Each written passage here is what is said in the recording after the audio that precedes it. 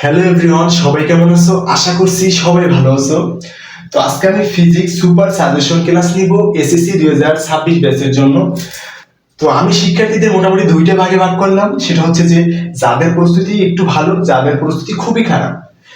তো যাদের প্রস্তুতি খুবই খারাপ তারা কোন অধ্যায়গুলো সিলেক্ট করলে মোটামুটি 4টা সিকিউ মাস্ট কমন পাবি, সেটা হচ্ছে যে দেখো, প্রথমে তোমার দশম অধ্যায়টা, অষ্টম অধ্যায়টা, তারপর সপ্তম অধ্যায়টা, এই তিনটে অধ্যায় আগে পড়তে হবে। কেন করতে হবে? কারণ হচ্ছে যে এক সিঙ্গেল কোশ্চেনে তিনটে অধ্যায় থেকে তিনটে সিঙ্গেল কোশ্চেন তুমি পাবা, মানে তিনটে অধ্যায় থেকে তিনটে সিঙ্গেল কোশ্চেন পাবা তুমি। এই জন্য তিনটে অধ্যায় আগে করতে হবে, আগে শেষ করতে হবে। সেটা কোনটা কোনটা? দশম অধ্যায়টা, এরপর হচ্ছে যে অষ্টম অধ্যায়, তারপর হচ্ছে যে সপ্তম অধ্যায়। এর সাথে আর একটা অধ্যায় পড়তে হবে, সেটা হচ্ছে যে দ্বিতীয় অধ্যায়টা, অর্থাৎ গতির অধ্যায়টা। তো আমি যদি একটু বলি, আবার খেয়াল করো, যাদের প্রিপারেশন খুবই খারাপ তারা 4টা অধ্যায় সিলেক্ট করবে। 4টা অধ্যায় কোনটা কোনটা?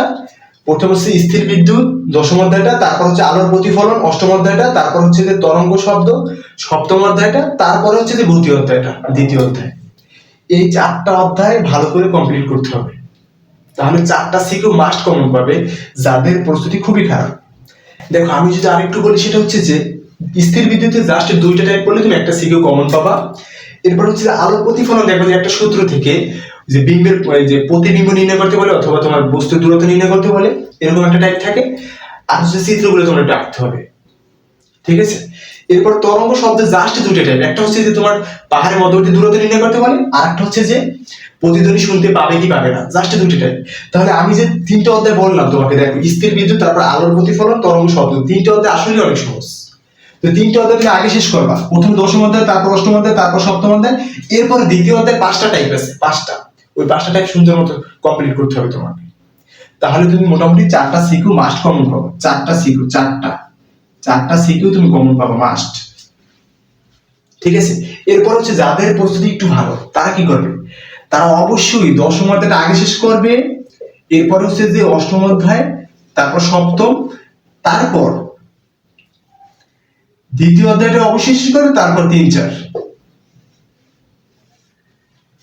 তো আমি যেটা বলবো, প্রথমে দশম অধ্যায়, তারপর অষ্টম অধ্যায়, তারপর সপ্তম অধ্যায়, তারপর দ্বিতীয় অধ্যায়, তারপর তৃতীয়, তারপর চতুর্থ। মানে আগে এই 4টা অধ্যায় আগে কমপ্লিট করতে হবে, 10, 8, 7, 2। তাহলে 4টা সিকিউ তুমি আগে ইনশোর করো, তারপর হচ্ছে যে দেন বেশি কমন পাবো। তো আজকের ভিডিও এই পর্যন্তই ছিল। তো সবাই ভালো থাকবা, আল্লাহ হাফেজ।